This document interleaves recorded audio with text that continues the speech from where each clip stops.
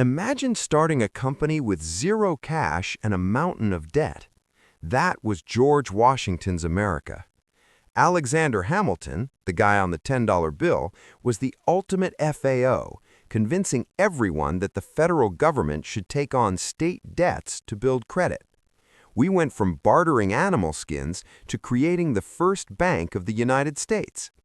By the time James Monroe rolled around, we had the era of good feelings, where the economy started feeling like a real united business for the first time. Then things got messy. Andrew Jackson hated central banks so much he killed the National Bank, leading to the Panic of 1837. It was the Wild West, literally. Local banks started printing their own private money. Imagine going to a store and they won't take your Bank of Ohio bill because they only trust Bank of New York. It was chaotic, but the Erie Canal and early railroads were starting to connect the country, turning small farms into a massive trade network. The Civil War changed everything.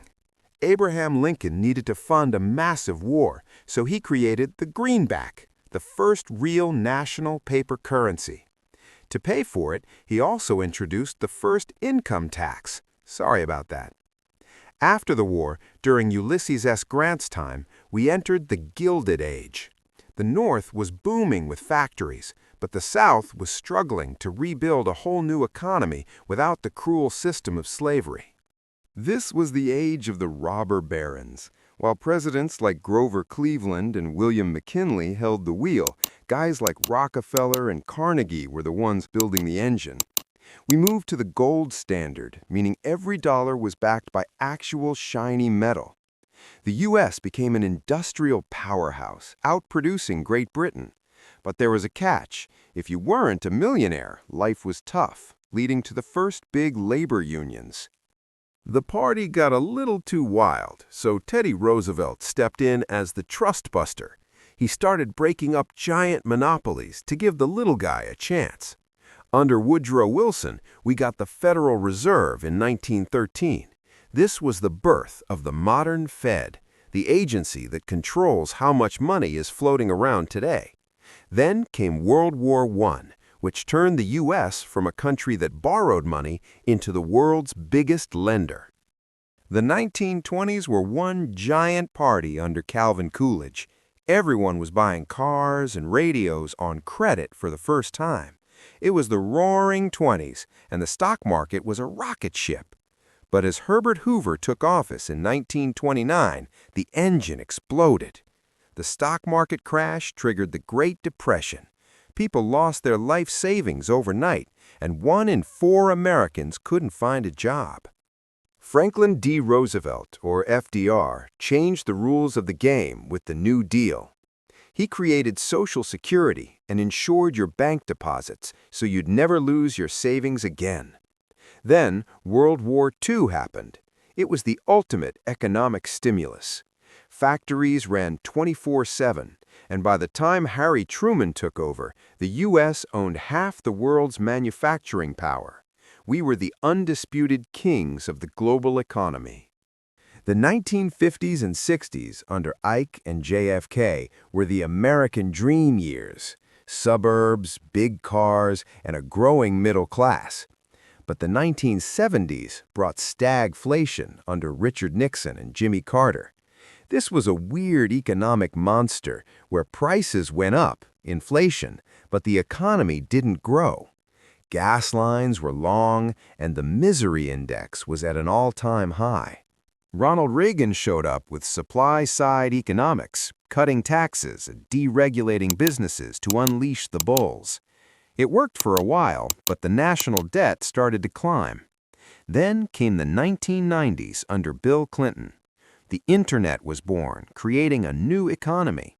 For a brief moment, the government actually had a surplus, meaning we were making more money than we were spending. The 21st century started with a bang, literally. The 9/11 attacks and the dot-com bubble burst. George W. Bush pushed for homeownership, but it turned into a giant housing bubble. In 2008, it popped, leading to the Great Recession. Barack Obama stepped in with massive bailouts to save the banks and the auto industry, starting the longest period of economic growth in U.S. history.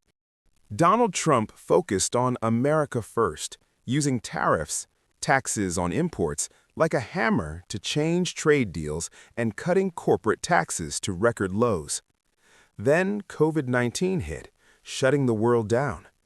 Joe Biden took over during the Great Reopening, dealing with the highest inflation in 40 years while trying to shift the economy toward green energy and high-tech chips.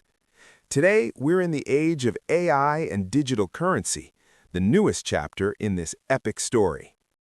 Joe Biden's era was like a massive construction site with a "now hiring" sign in the window.